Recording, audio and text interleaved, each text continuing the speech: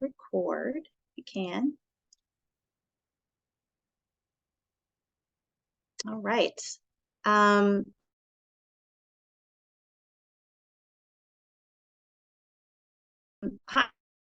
everyone. I use she, her pronouns. I'm a Black woman with shoulder-length locks and a green sweater. And I just want to thank everyone for being here tonight. I'm getting one here. Yes. Okay. So thank you again for being here tonight to the new Carousel House as part of Rebuild's Carousel House renovations project. We are so excited to get your feedback on some important things tonight that will really help set the course for this public art project. We're going to just go into some introductions and let the rest of our team introduce themselves.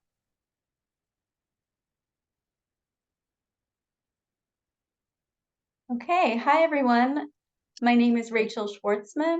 I am working with Marguerite in the Office of Arts, Culture, and the Creative Economy as a project manager for the Carousel House project.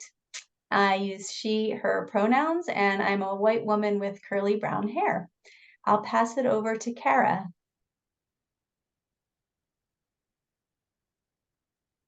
Hi, my name is Kara Meadow. I'm a senior design and construction project manager for Rebuild. I use she, her pronouns. I'm a white woman with dark hair. I'm wearing a gray sweater. And for the Rebuild project, I will be the point person for design and construction for Carousel House. I'll pass it to Amanda. Hello, everyone. Good evening. My name is Amanda Colon Smith. I use she, her, ella for my pronouns. I am the Community Engagement Director for Rebuild.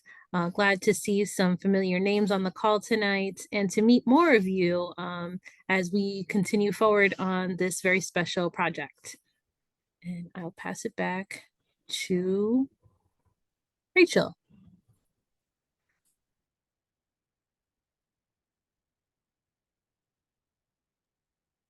Okay, actually, I think we're passing it to Marguerite. So here we are. Okay.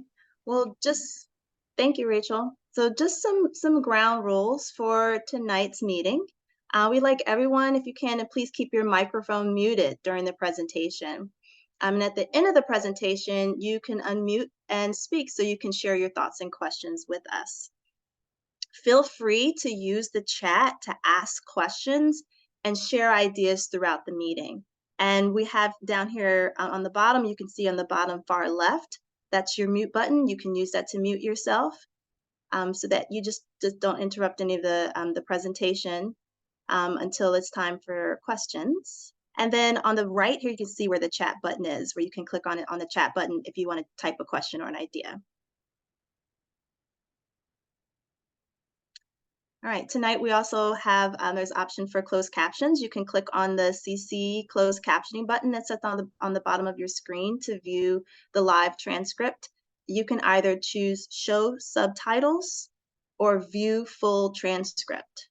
And our ASL interpreters today are Julie Gold Marathi and Susan Chinichi Moyer from DHI LLC. Okay, so the goals for tonight, we have a lot that we really want to talk to you about. We are very excited to present to you what Percent for Art is, for some of you who may not know about the city's Percent for Art program. You're going to hear a little bit of an overview about that tonight. You're also going to learn more about the Carousel House Percent for Art project and also some potential locations for where artwork could go on the site.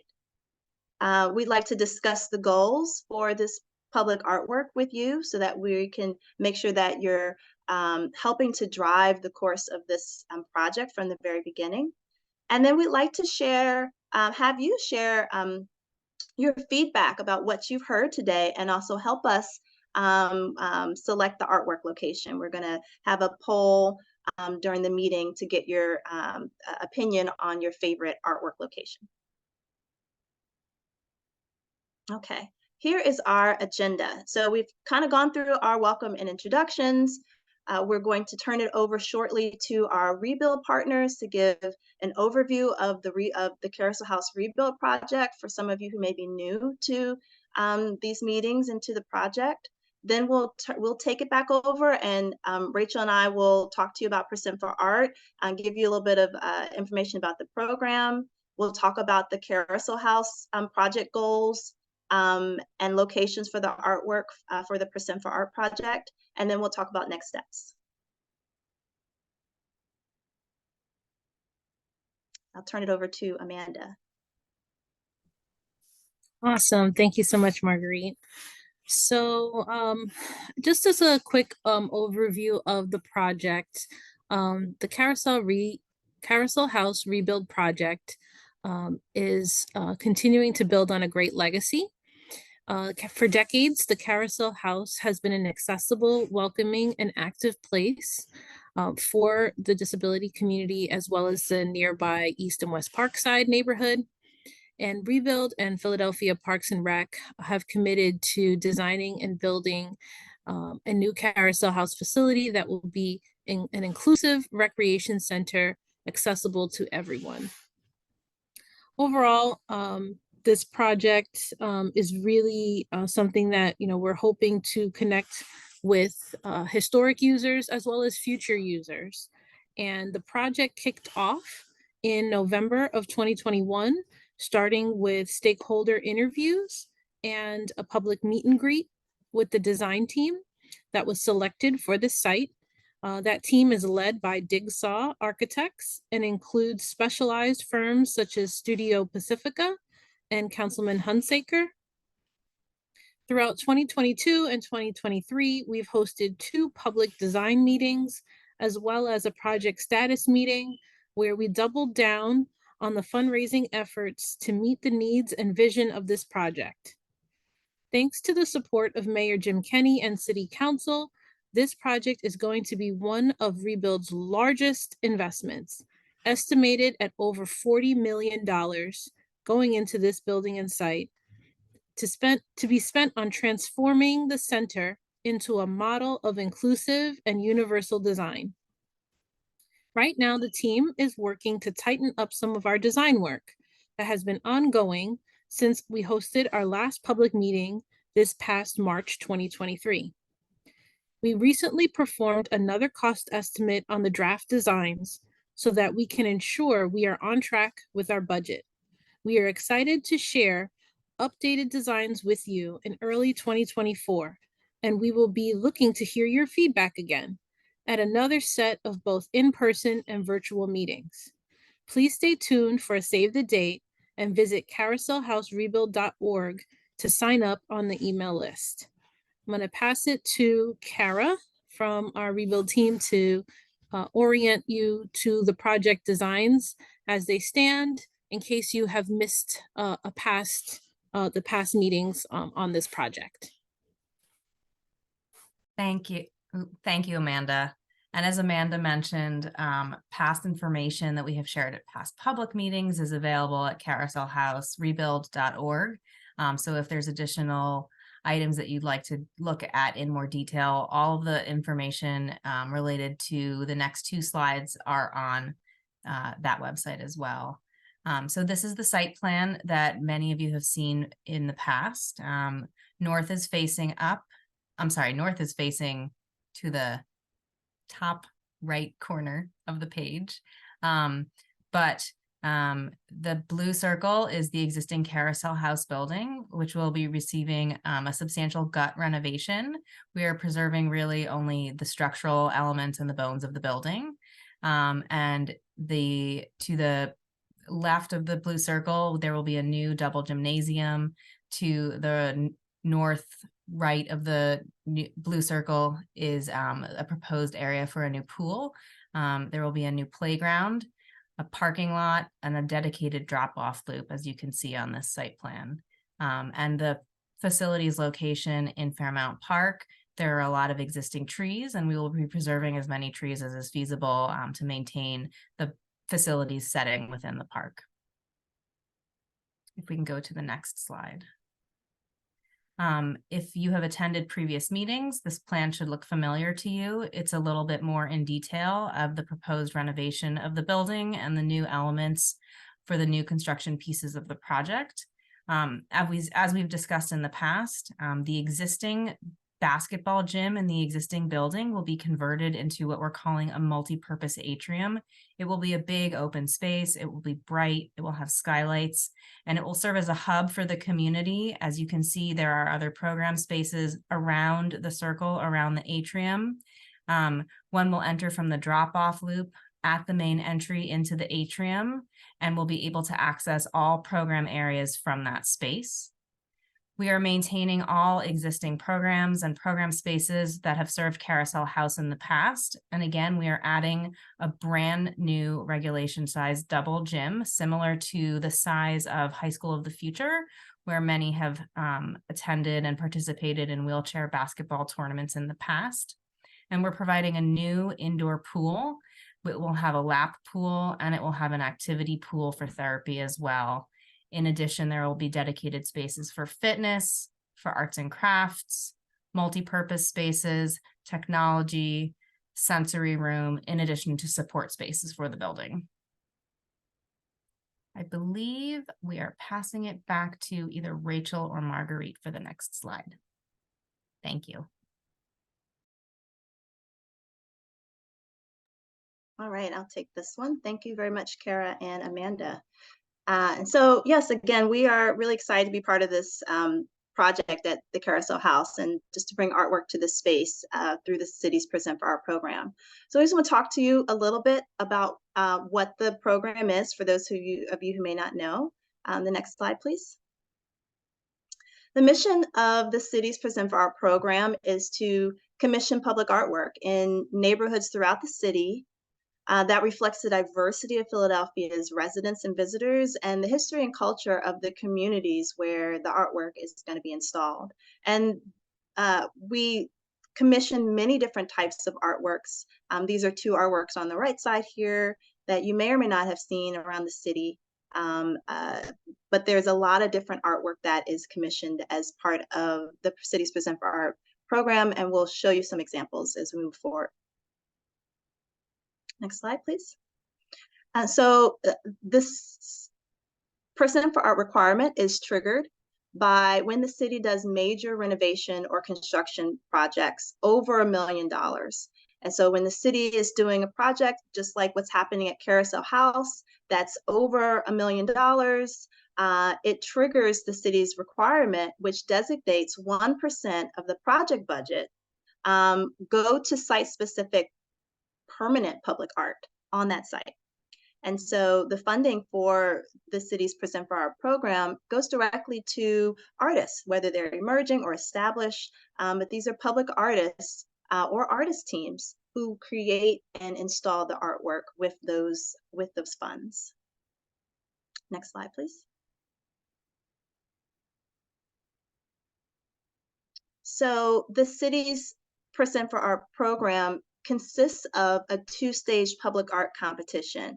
And that's how how the artist is selected. The process is really what we call an open call for artists process. And it's a competition. It's open to anyone to apply who may be interested in competing to do this public artwork.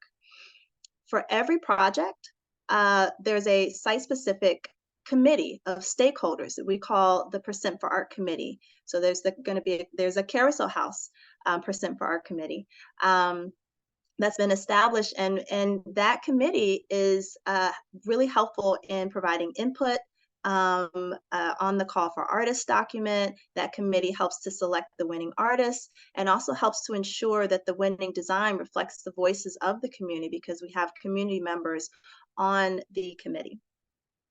And you can see on the right here, that's just an example of a Call for Artists document.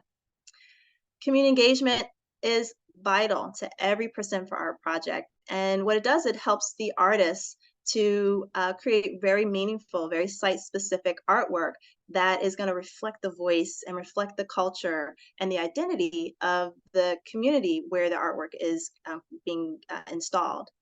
Community input helps to establish the goals for the art project, which is what we're doing, some of what we're doing tonight. Community input also helps to inform the finalist artists that will be processed, inform those artists about the community and what stories the artwork should tell. And also, the community's input helps to inform the Percent for Art Committee's selection of the winning artists and design. Next slide, please. Interpreters are having a bit of technical difficulty. I keep losing the audio signal, and Susan has lost her place on Zoom. Oh, Susan's on now. All right. Are you able to still hear me? I got a note about my internet being unstable. I think we're having I can the hear number of you issues tonight, I clearly guess. now. Thank you. Everyone can still hear me okay? Okay, great. All right, so now we're at artwork implementation. So once an artist is selected, the winning artist or artist team is responsible for the design, fabrication, and installation of the artwork at the project site. And our office, OACCE, provides support to those artists, who is the winning artist, and facilitates coordination with stakeholders, city departments such as Rebuild or Parks and Recreation, to ensure successful implementation of the artwork and the project. Next slide, please. All right, so we thought we would give you just a few examples of projects that have been recently completed through the city's Percent for Art program. This is Fishtown. This is Regarding the Delaware by Karen Mintzmoyer, and it's located at the Fishtown Recreation Center pool. It was part of renovations that took place in 2022, that were completed in 2022. And this is a sculptural metal artwork. It's an installation. You can see the colorful blues and greens that are installed along the fence. And the artist was inspired by water's ability to make the ordinary mysterious, and to have all these different changing shapes of the water in the Delaware River. Next slide, please. This is Hive. This is by the artist Kate Kamen, and this is at Maplewood Mall in Germantown and was recently completed this year. The medium here is brass metal inlaid into poured concrete that becomes these benches that people can sit down on these benches, and the design is inspired by the interdependence of beehive and how bees are connected as a beautiful metaphor for the community in Germantown. And it builds on the history of beekeeping in the neighborhood. And the artist asked people what their favorite types of plants were, some of the different images, to incorporate those ideas into the design. So the imagery was driven by community input. Next slide, please. This is African Legends by Robert Phillips, and it is a sculptural metal bas-relief that's attached onto a wall. It's at the Widener Library, and it was completed in 2006. And this is a sculpture of antelope that appear to be running across a wall, as if the wall is a scene from the plains of the African continent. And the artist wanted to pay homage to the importance of ancient African folklore. Next slide, please. All right, this is Pink by Ava Blitz, and this is a mosaic tile work. It's a glass mosaic.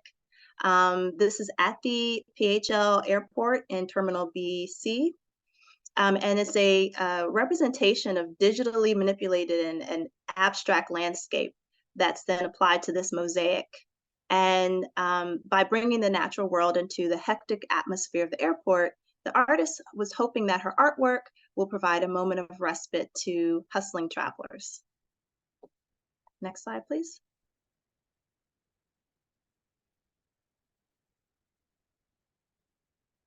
Okay, this is also at the airport. This is called Impulse by Ralph Helmick and Stuart Schechter. And this is this sculptural metal ceiling installation. It's a series of 6 suspended metal sculptures that include thousands of individual bird sculptures that morph into a sequence of a flight. You can kind of make out the different bird patterns that are created by the individual groupings of birds. Next slide, please. And this last one is called River of Life, and it's by Masayuki Nagase. And this is at Venice Island Performing Arts and Recreation Center. And this, so it's somehow it's moving. I'll say it quickly. It's sculptural stone seating with engraved tile pavers and medallions that depict images of flora and fauna and different water patterns. Okay, Rachel, I think we have. Okay, I don't know why it's moving to the next slide very quickly, and I'm wanting to troubleshoot that, but let's see if it's stopped. Okay, so I'm gonna take us into talking about the Carousel House Percent for Art project. And we're having a small issue here, and I'm just gonna take one moment to solve it.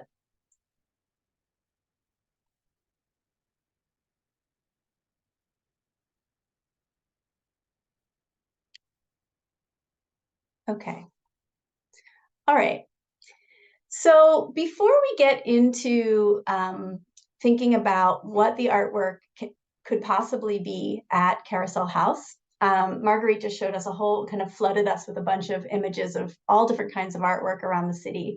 But before you start thinking about a particular spot or a particular idea, we wanted to step back together and hear from you about some bigger ideas to help us think about goals for the artwork overall.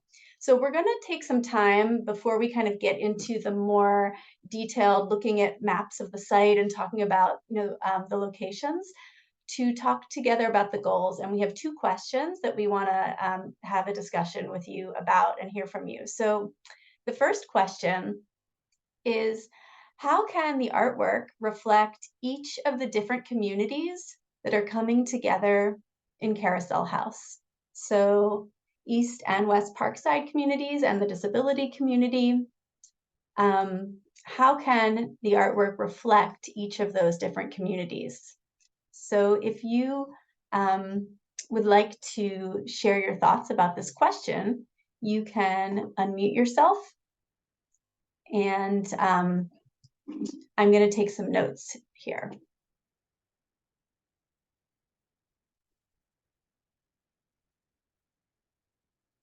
Okay, I see Cecilia Thompson has raised their hand. You could go ahead and unmute yourself, Cecilia. Good evening. Thank you for the opportunity. Because this is the Carousel House, and the Carousel House does, children come through there as well. I would like to see at least 1 or 2 of the artists come from children, schools that are near there. I know the charter schools, it's Discovery, Global Leadership, and I think Inquiry, and those are the charters that I can think of off the top of my head. I think KIPP still has a site near there. They might have moved. But in terms of the public schools near there, I know there's Blankenberg. I know there's that's an elementary school. I know there's School of the Future. Depending on how far you want to go, there's Heston, and there's some other schools that are within like a 5 or 10 minute bus ride if the children were there. I think our children should be involved. This would give them good practice to do a project such as this. It would be a school project. And I know our individuals living with various disabilities are very capable of doing such a project like this, where they may, where they may not excel in some areas. I've seen beautiful sketch drawings and artwork and that type of thing from our students living with various disabilities. So I think they should, since the Carousel House is big enough, um, they should be given the opportunity to come up with a design, um, a picture, whatever that is, and then let the what you call it, the artwork people, I forgot their names right now because I'm not looking at it. Give them the responsibility to blow it up and put it um somewhere. But it at least should, since children do participate in the Carousel House, or when my adult son was a child, um, we did participate in some of the activities. Why not? So those are my suggestions. Thank you for giving me the opportunity to share.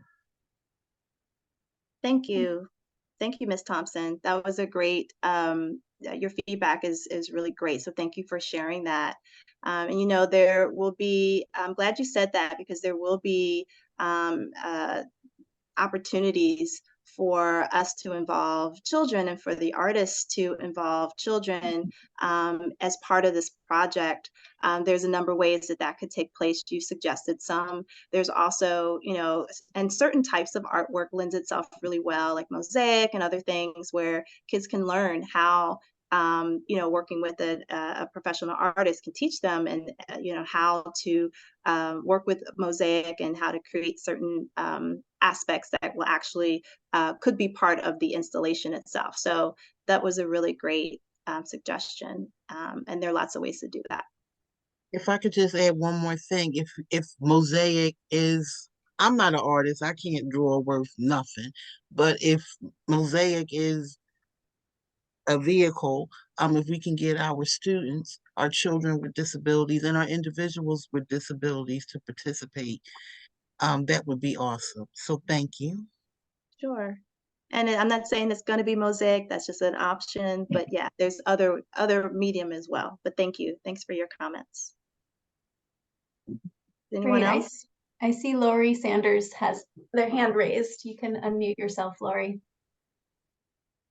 Good evening, everyone. I'm going to go from the adult side of it for those who have developmental disabilities and everything, because when y'all have y'all dances and certain classes and all that y'all have, why not reach out to the different agencies that come out for your events to see if some of their individuals, whether they are children with ID or adults with ID, to also get them involved, because we, again, being from the adult side, we also have some adults who is very artistic and everything else to also come about and help besides the community and all for that, where they can actually help with the drawing or help paint the drawing and go from there. Because I know my organization is one that definitely comes to y'all events, and there's a couple of other organizations out there that come to reach out to them to see, because it's different programs that they have that might involve art and everything for them, or even some of your participants and everything to be involved who was taking arts and craft classes at the moment.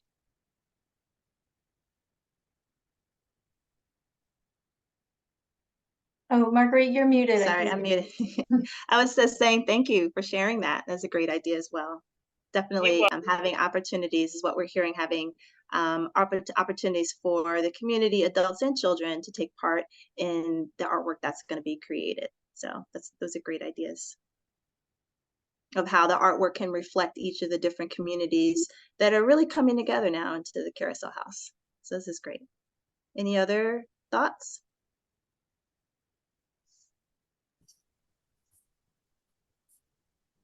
Can I just kind of chime in, but also maybe build off of the last comment about, in particular, involving adults with intellectual disabilities? as I think there's, just different levels of participation, and that I think you're kind of building on like programming that is catered to that community as a way to also connect throughout the engagement process, if that's what I heard. So I think Parks and Rec, who is on the call, I see Gwen, and Erica have been doing amazing programming in other sites that are around the system, and so it will be awesome to continue to connect with those um, folks who participated in past programming, and connect them into this process. That's a great point, Amanda. Then it's so great that, when we come into this project, there's already been engagement, as well as obviously people who have been for many, many years engaged in just being part of the Carousel House community, and, attending programs and things of that nature. And so we definitely want to engage those individuals, adults with intellectual disabilities, and children, other people who are connected to Carousel House community. Yeah. Any other thoughts? This is Cecilia Thompson again.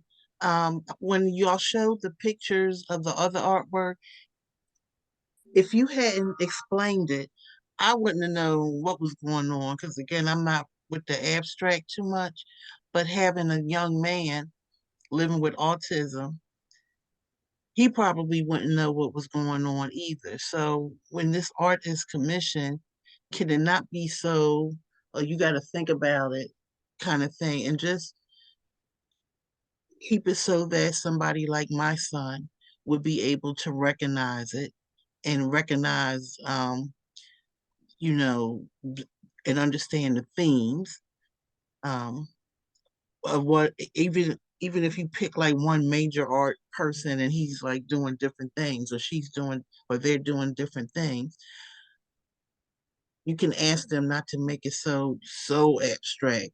Just, a picture of, I don't know, somebody living in a wheelchair, and somebody with an intellectual disability, and somebody without a disability, but they're sitting in a park having a picnic. I don't know, but and that would be something my son could relate to. While the other artwork y'all showed was beautiful, he would not get it. Thank you for letting me share. These are really, really great comments, and we really appreciate you saying that. Definitely hearing that, something that's more representational, that can actually be literally showing people coming together, is one way that the artwork could reflect the different communities of Carousel House. So, and understanding what you're saying, that, making it so that people can really understand what the artwork is saying without explanation. That's great. Great suggestion. Are there any other I see thoughts? Vicky Landers has a hand up. Hi, I was just wondering, with all of this that has been done, was there any of the Carousel House artwork that was preserved that could be reimagined as part of the new house, the new facilities?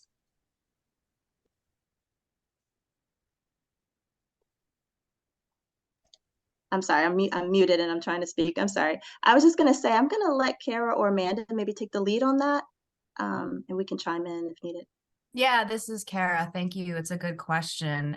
So we are very much aware and have completed an inventory of the existing art within the building. And I think it's absolutely a topic for future conversation regarding what the pieces are with the community, what the pieces are, and, getting a little bit more information on the significance of those pieces, so that if there are opportunities in the future to leverage content or topics or themes in those existing art pieces, they can be incorporated into either the Percent for Art project or other opportunities within the eventual renovation of the facility.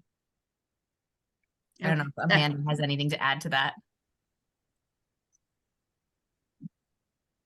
No, she's shaking her head. All right. I just think that I question. just think it's super important, you know, as a part of history that has you know, being redone, that we remember who and what was there, as we think forward.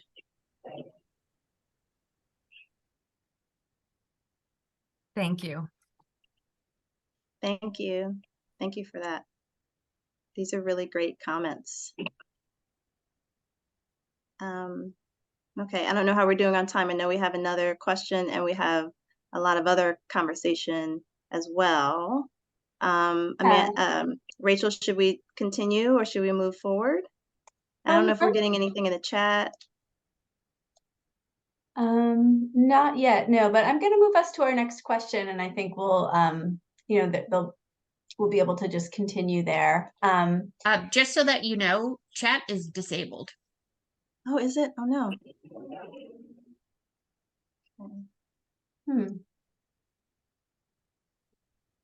I want to flag, I saw a hand up too that just went down. I think it was Lori. Okay. Yeah. All right, so if we apologize for the chat being disabled, that was not intentional. If you have a question and you'd like to, or a comment and you'd like to make it, please raise your hand just so we see you, because then it will, you'll like come up to the top of our screen if your hand is raised. And we definitely don't want to miss anyone. We don't want to move forward if there's somebody has a comment. Lori? Sorry, I was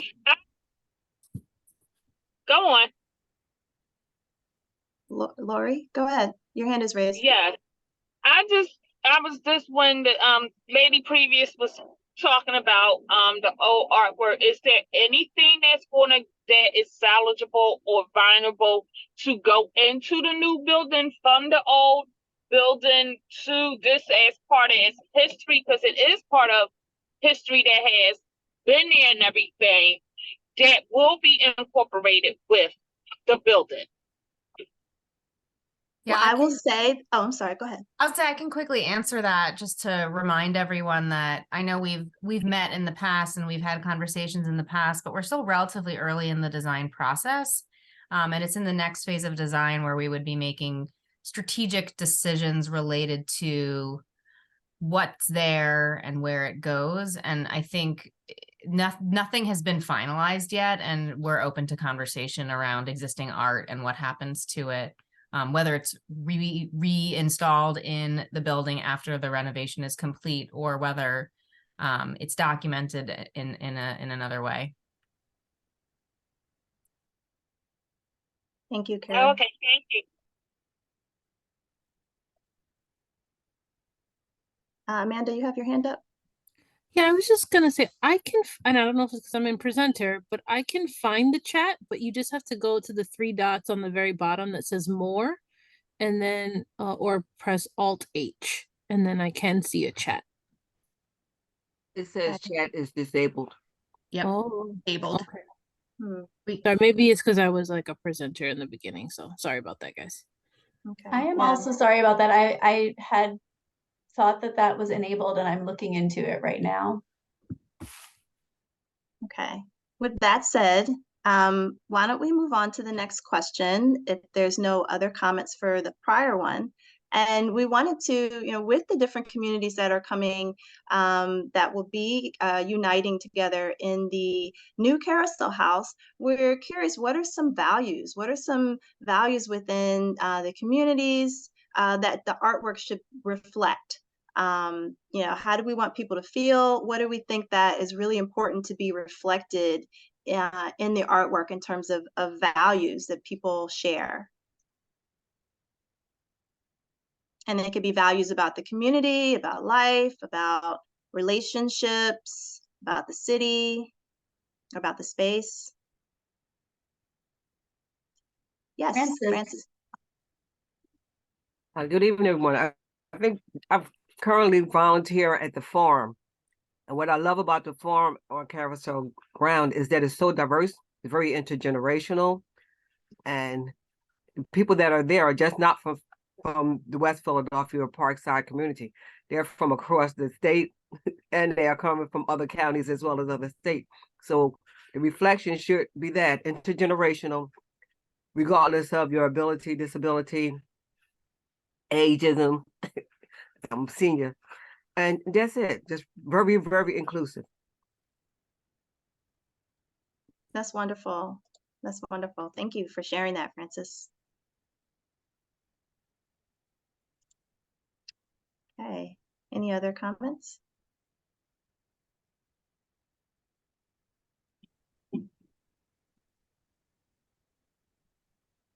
Okay, Miss Sanders.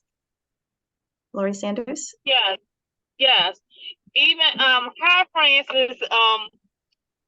I'm part of the community also, but not even this that, just in general from those who do help out in the community, not necessarily with Carousel House. Maybe it might be another project in the community that they're taking part in everything, but just to show the different areas of growth, the different areas in the community and everything where you might have like Francis was saying, the farm at the Carousel House, how we come together from different locations and everything. And then you might even have like a tree planting committee and everything who goes out into the community just to represent it as a whole and everything to go from there, because it's different programs that you do have in the community that also can bring other individuals and stuff together and all.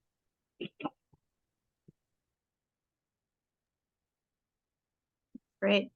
Highlighting different programs that are already within the community that bring people together. It's a great one.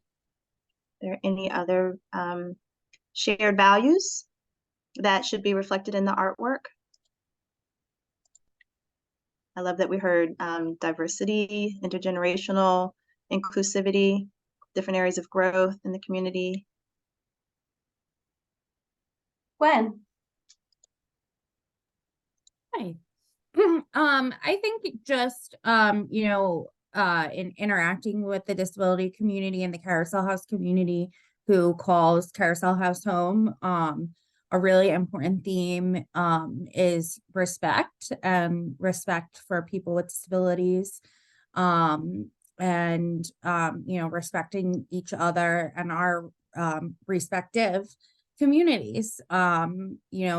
A lot of people with disabilities don't see that respect and that value in their everyday life, but Carousel House is a safe place where people for disabilities can go and be respected and accepted and feel safe. So I think that's a value that the community can, come together and share, is that mutual respect. Thank you, Gwen. I see Cecilia, your hand is raised.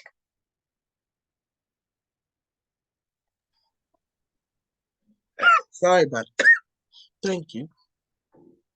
When I think of inclusivity, there were times where the Carousel House did not welcome my son and his autism, because they're the people at that time. I know they're going to be new people, but the people at that time, what this was only for people with physical disabilities. And I do have people, they're adults now, but they did go through the school system, and it was not fun, very difficult for them to find a building where their wheelchairs could fit, desks for them, and so forth and so on. So this is not anything against those who have physical challenges. I'm just saying the people at the time did not welcome. So any way that could be a theme, and this is for individuals with physical and developmental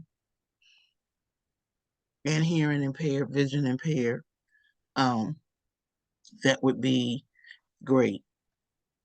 Thank you. Thank you. That was really helpful just to expand on that word of inclusivity and all the different meanings it has at Carousel House. Other thoughts about shared values that you would like to see reflected in this artwork?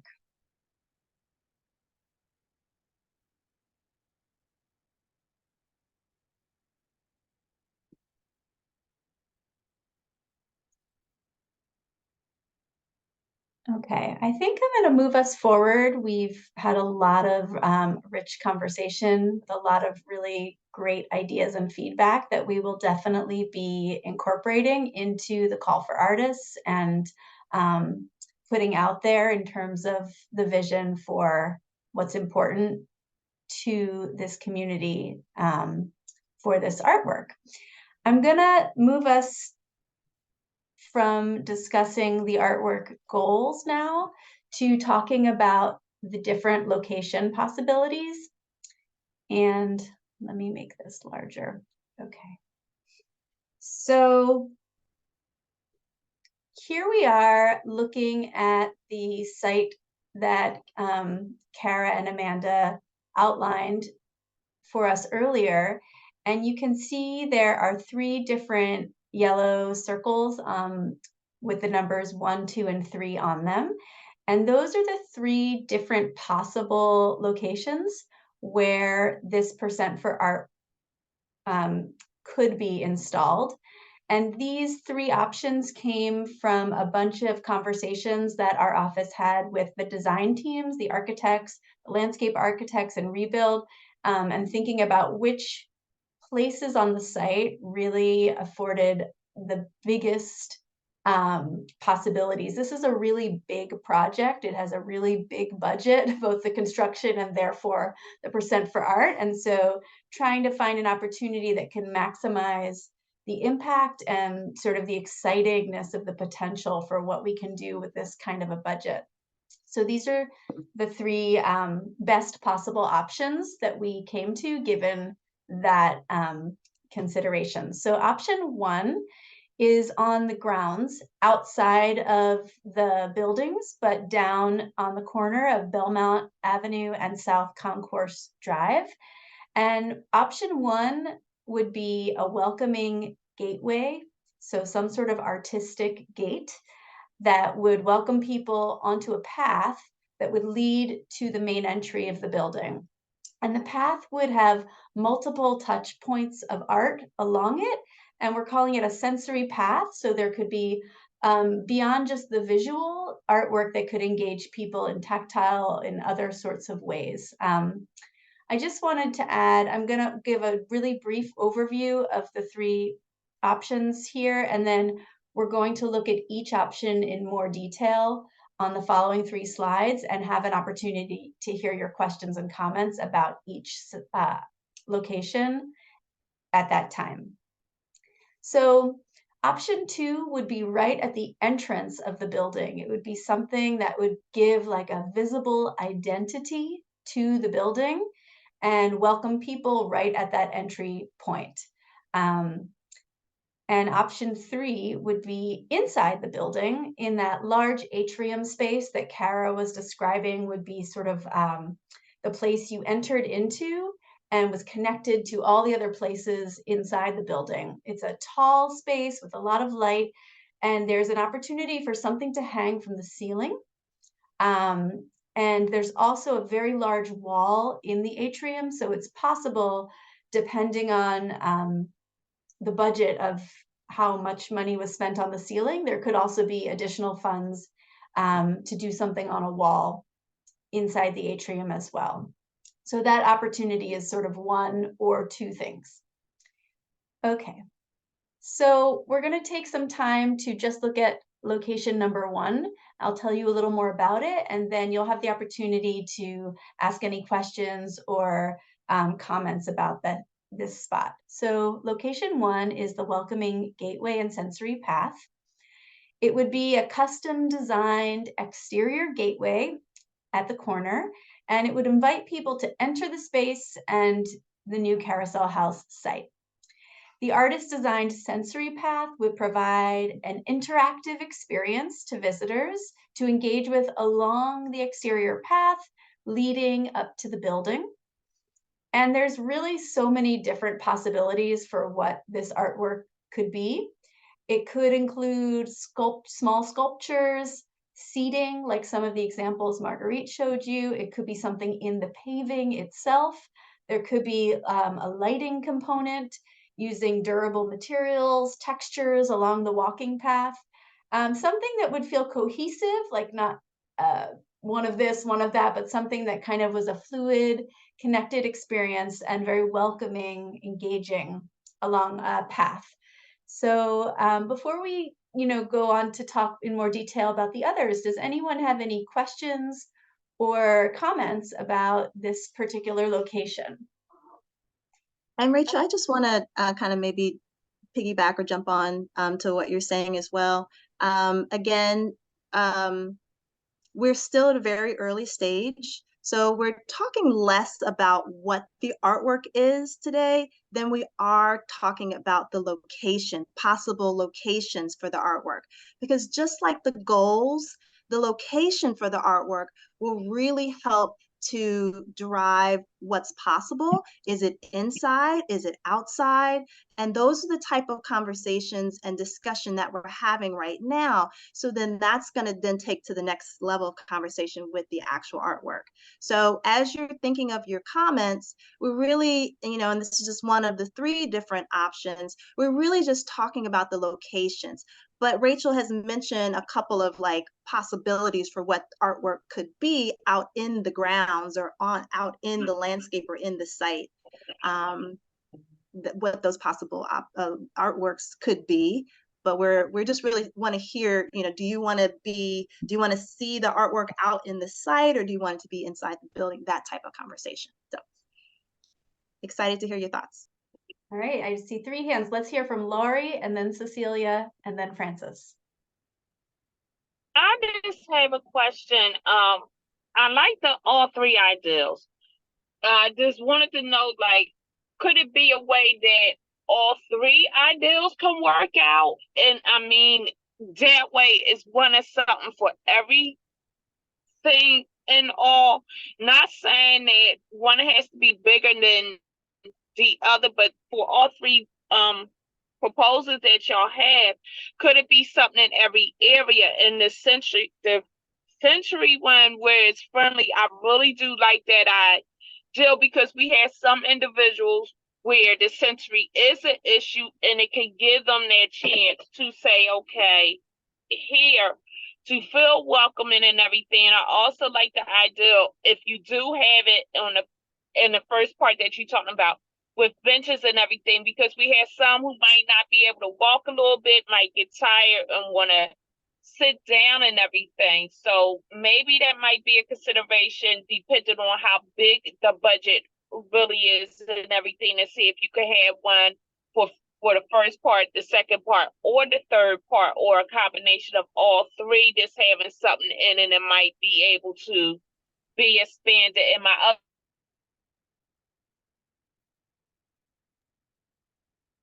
Ms. Sanders or Lori, we can't hear you anymore. You've dropped off. Are you still speaking? You're unmuted.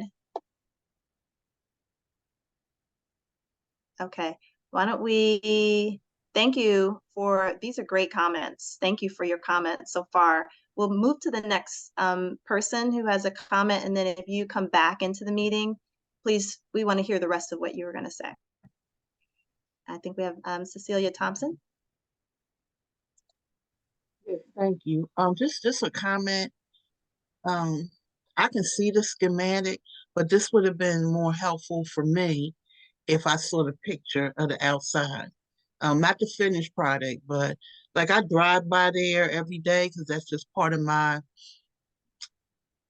errands I run in my community. But I'm drawing a blank. So that would have been helpful. And 2, how much money is it? Because I was trying to put it on my calculator, but I guess I'm not doing it right. Because I agree with the first young lady, the first caller.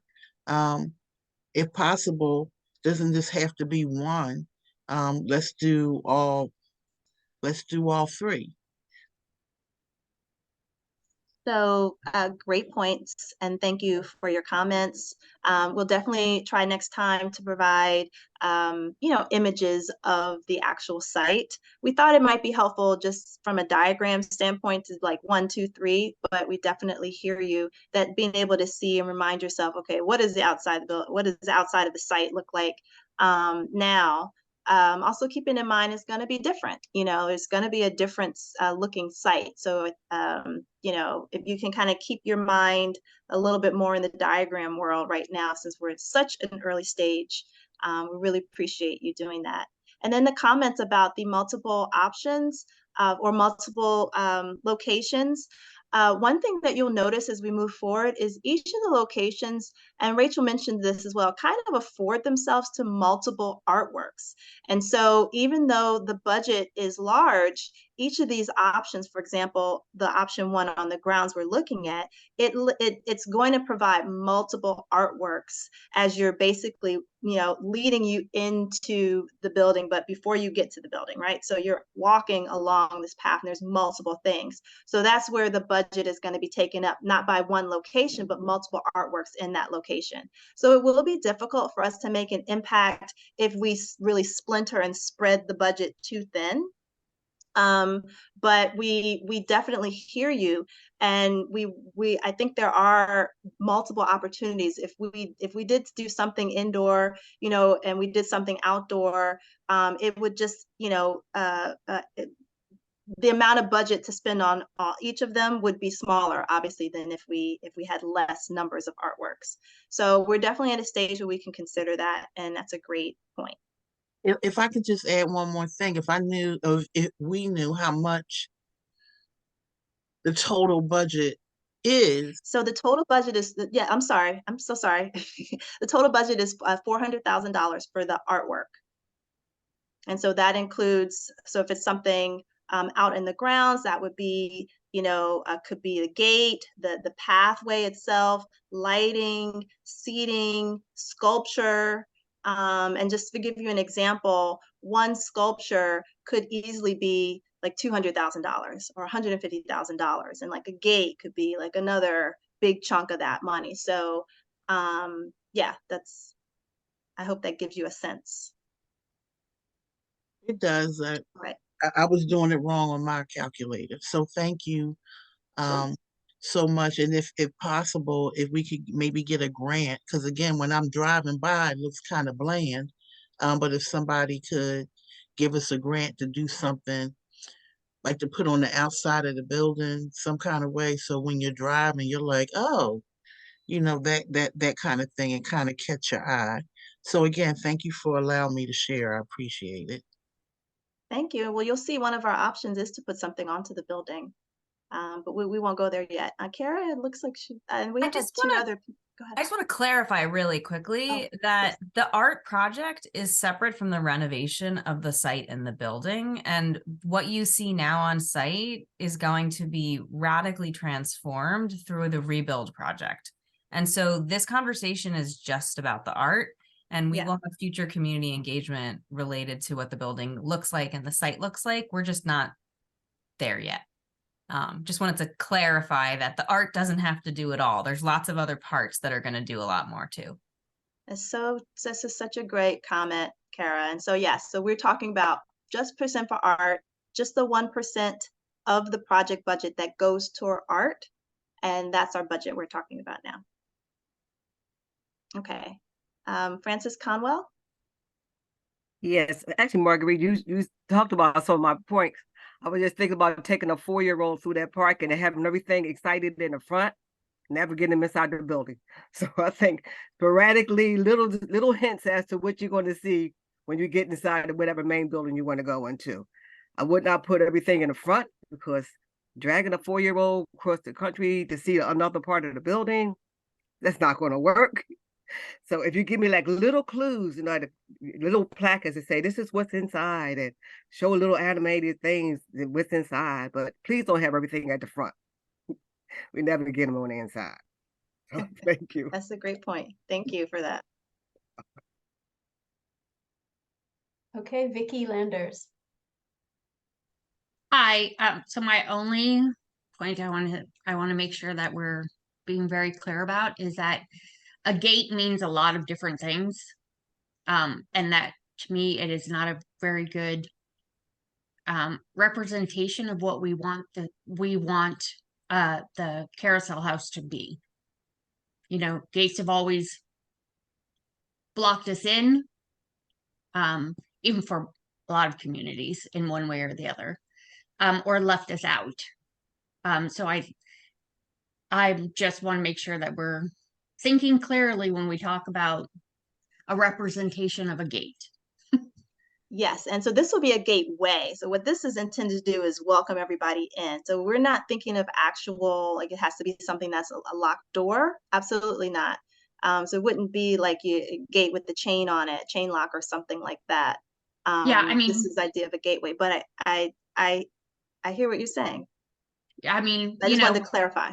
Yeah, I mean, for disability community, I mean, being locked away in institutions, that those they give strong, feelings. So it's a good point. And even if it's our language too, we can make sure that we're calling it what it truly is.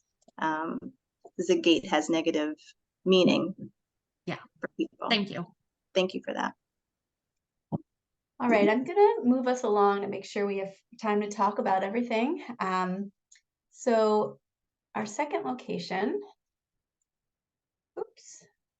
Okay, so this is location 2 is at the entrance of the building. We're calling it a visible identity piece. So thinking about visibility, something you would see from a distance, you would sort of make everybody know where they were, know what this place is, and give the building a sense of identity. And it would be something exterior relief artwork that would be installed on the building facade itself at the entry. So think about the antelope art that the African, forgetting the name of the title here, help me, Marguerite. African legends. African legends, yeah, with the antelope. So I'm not suggesting the content of what would be on this building, but just to think about something that's an example of art being installed on a wall. So it could be something that would be installed on the wall. This would not be a mural or something made with paint, but something that would be more durable and something that would be installed and attached onto the wall. It would be at a very prominent location, again, providing a sense of identity and welcome to people. And there's a potential for incorporating a lighting element to add vibrancy and also a sense of welcome at night for people coming in evening programs. So those are some of the considerations about this location at the entrance. And you can raise your hand if you have any questions or comments about this location.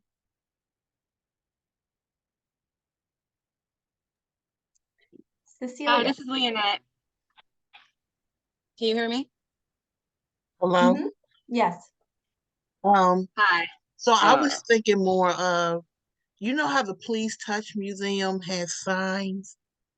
Or if you don't know, you can just drive around. I see that, I mean, I guess I've seen that type of colorfulness for a drop-off location.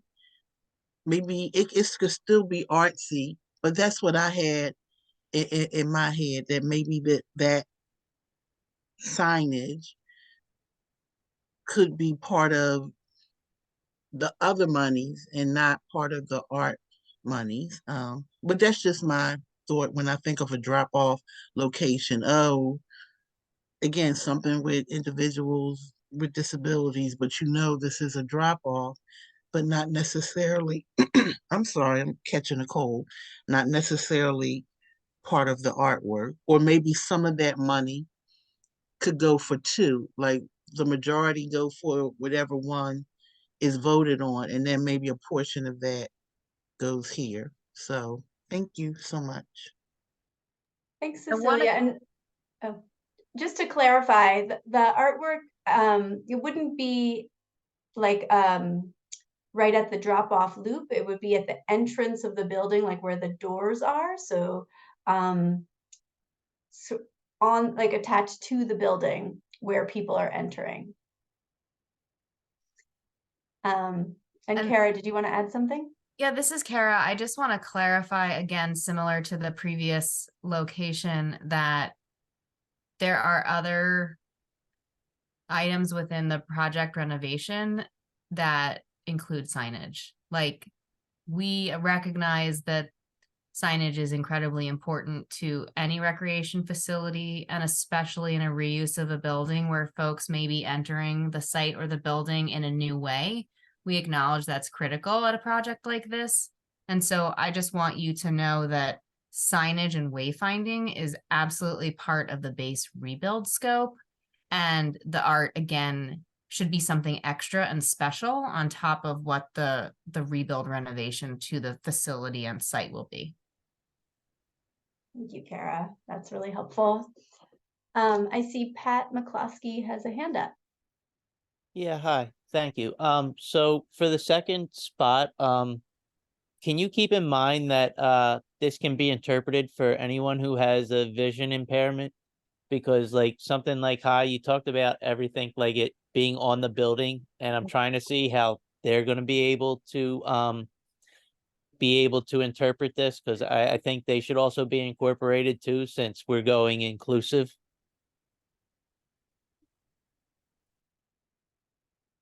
Thank you for that comment. It's a really important thing to note. Lynette Hill. Hi, yes, thank you. I just want to piggyback off of the last speaker. I definitely agree with him. My first question is, has there been any collaboration with the local Overbrook School of the Blind, which is a school for the visual impaired? Because I think that's definitely important, since we are speaking of inclusivity and, unfortunately, the visual impairment, they cannot see the art. So how would they be represented? I don't know the answer, so I'm looking for, opinions and suggestions and some type of just include them in some way. So that's my suggestion off of that.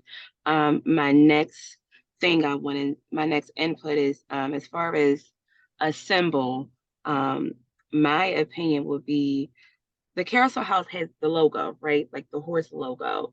So if we're talking about like statues and stuff like that, I remember there was something like, I don't know if it was like the horse on a stick, and excuse me if it's not a horse, I apologize for not saying it correctly, but whatever that statue was, in my mind, a big, something on top of the building, the wall, something where people walk past, or, they're approaching, they see that's the Carousel House symbol.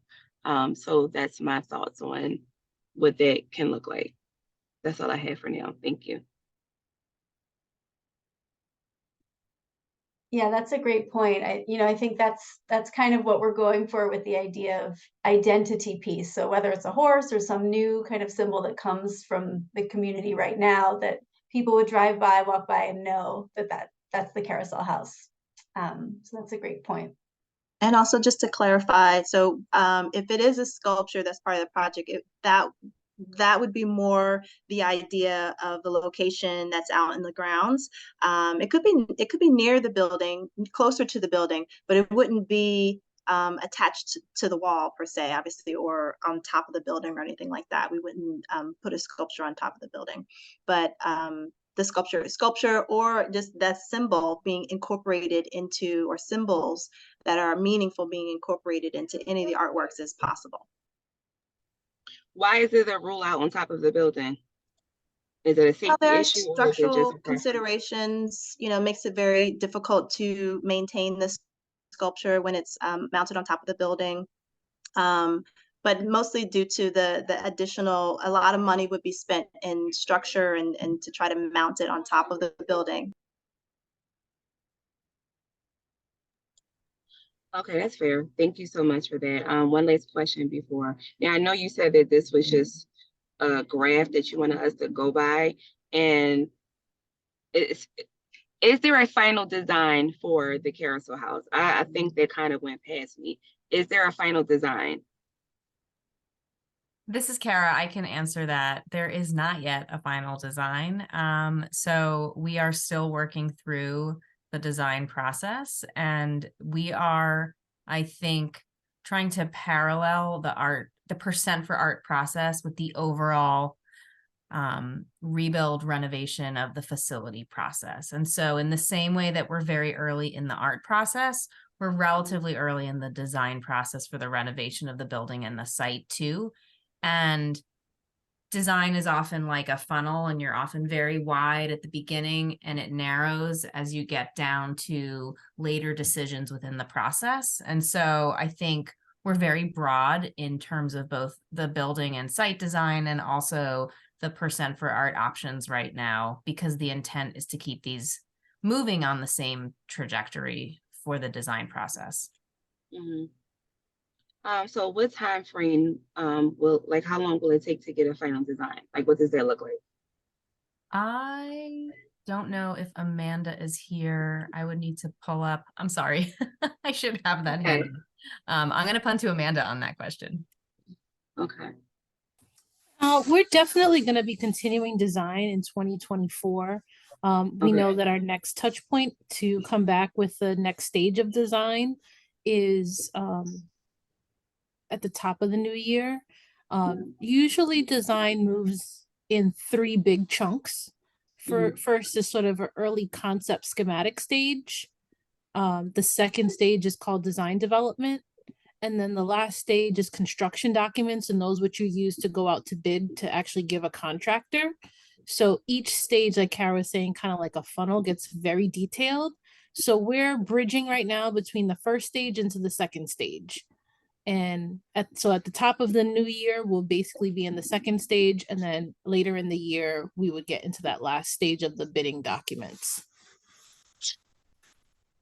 Okay, so now that you guys have a budget and you know how much the total project is going to cost, I don't know, it just seemed like it's just dragging on for me. And it's kind of challenging for us to sit here and talk broadly about a bunch of different, pictures and designs and artwork when we don't have a visual of what this building is going to look like. It's kind of like you can't decorate your house unless you know the paintings on the wall and you know exactly what it's going to look like. So I don't know. That's my input. Like I can't give any input on artwork unless I see a 3D picture of what this building is going to look like.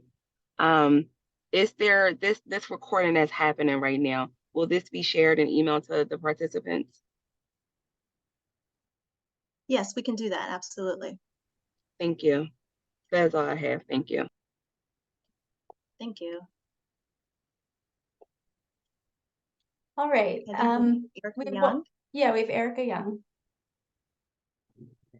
Good evening. I just wanted to piggyback off of a comment that was made in regards to the Overbrook School of the Blind and getting their input, which I think is a great idea.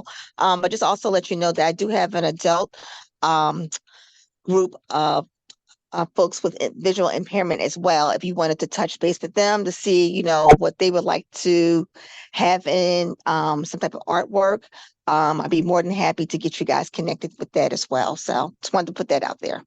Thank you. Thanks, Erica. That would be great. And what we're going to do in the last 5 minutes of this meeting is we're going to share a survey for all of you to indicate your favorite of the art location options. And we're also going to invite you to share this survey with others. So if you wanted to connect with us on the best way to share it with that community, that would be great. We could do that after this meeting. All right, I want to just be respectful of everyone's time, and it's 6:50, so I want to move us to talking about the third location, and then I want to save time for everybody to fill out the survey. So the third location is the only location that is inside the building. It would be in the atrium. And as I mentioned, there's two potential opportunities in that space. One, and they, if both opportunities were to happen, they would be connected in theme and design. They wouldn't be like two separate things. So a decorative ceiling installation would be hung in the tall ceiling of the atrium and really help to transform the space. Kara mentioned, you know, it was formerly a gymnasium and now it's going to be a welcoming, multifunctional community space. So what's coming down from the ceiling could really help to give it a special feeling and a beautiful feeling. And there's also a large indoor wall, which could have an installation, which would be an additional project in the atrium, pending the budget of the ceiling artwork.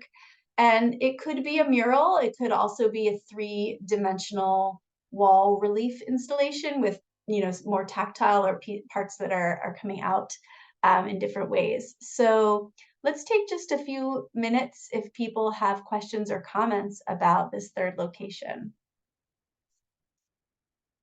Lynette, I'm not sure if your hand is up anew or from the last call, but let us know if you have some questions or comments about this location.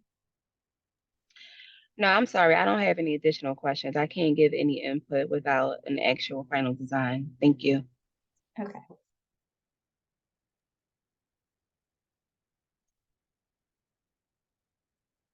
Cecilia. Thank you. Just going by not only my son, but working with those living with severe autism and ID. I can't remember them looking up at the ceiling. So I would vote or go with the indoor wall installation. I think that's what it is. Because they'll see that right in front of them. Now, if the wall goes up into part of the ceiling, then they might look up. But for them to get the full enjoyment of it, they usually just look at what's in front of them, not what's above them. So that would be my suggestion for a location. Thank you. Thank you. Francis.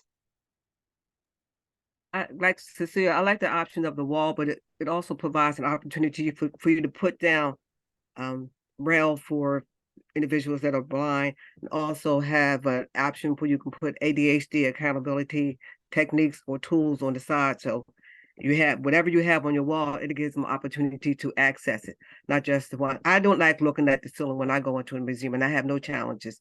So I can imagine somebody else that has challenges, especially if you have somebody in a wheelchair, they have more an opportunity to roll over to the wall and access some of the information that's being provided, as well as to look at the lovely artwork that I know is going to be provided. So that's it.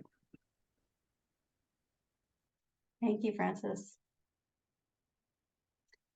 All right, I'm going to move us along here, and you know, we will be having more opportunities to talk as we go forward in the process. But at this time, I'm going to put a link in the chat for you to click on, where you'll be able to fill out a survey. The chat is still disabled. I changed that. It should be working. I'm going to just send it right now. Let me know if you see that link. Yes, it's there. Okay, great. So you can go ahead and click on that and fill out the survey. I'll give everyone a few minutes to do that now. And then we'll come back for just a closing slide to talk about our next steps.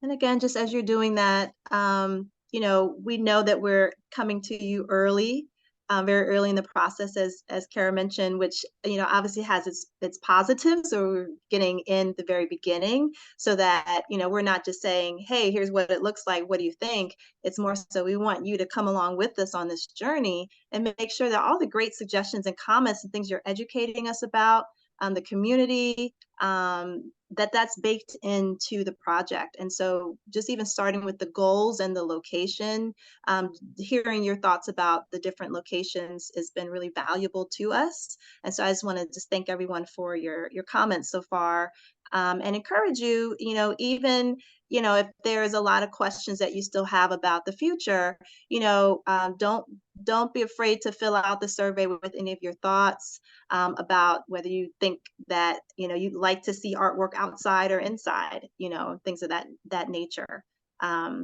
We really appreciate all of the things that you've shared so far.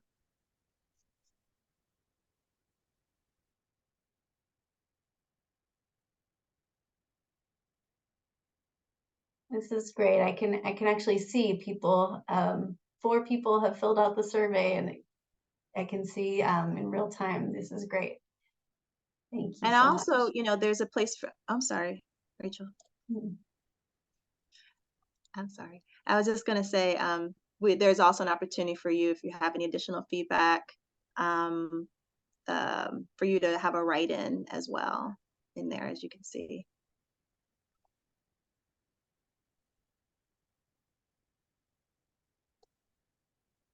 I will be sending this link and a recording of this meeting to all of you. So,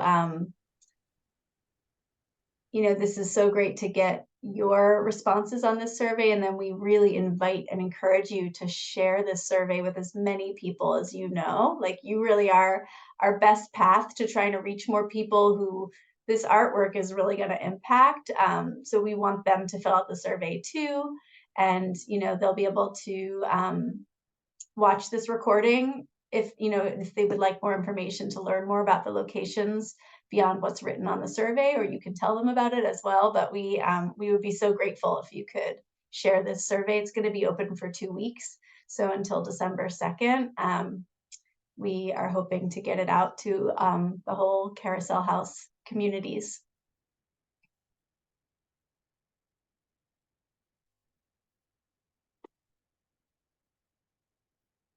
And I think while people are finishing that up, I'm just gonna share this last slide with everyone.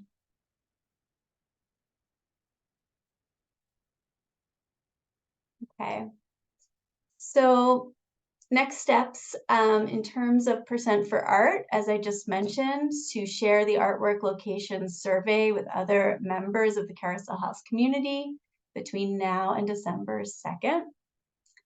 And then the next step of what will be coming up is the Carousel House Call for Artists will be going out in the winter of 2023. So either at the very end of December, maybe early January, we will be sharing out the Call for Artists. And this is the time where we're casting a wide net and trying to find the best artists for this job. So we'll be sharing that, and you can encourage artists to apply. Next steps in terms of the rebuild, as Amanda and Kara mentioned, there will be a design update meeting early in 2024, and they will be sending out information to you as soon as that date is selected. So that's all we have for tonight. We want to thank you so much for spending your evening time engaging in this process, and your comments were so helpful. We'll be considering all of them. We'll be reaching out to these communities to learn more and incorporate this into our process to make sure this artwork really reflects all of you and what's important to this place and community. So thanks again, and have a lovely evening. Thank you, Thank you. everyone. Stay safe and enjoy your holiday season, everyone. Bye-bye. You too. And to you. Thanks, Thank everyone. you.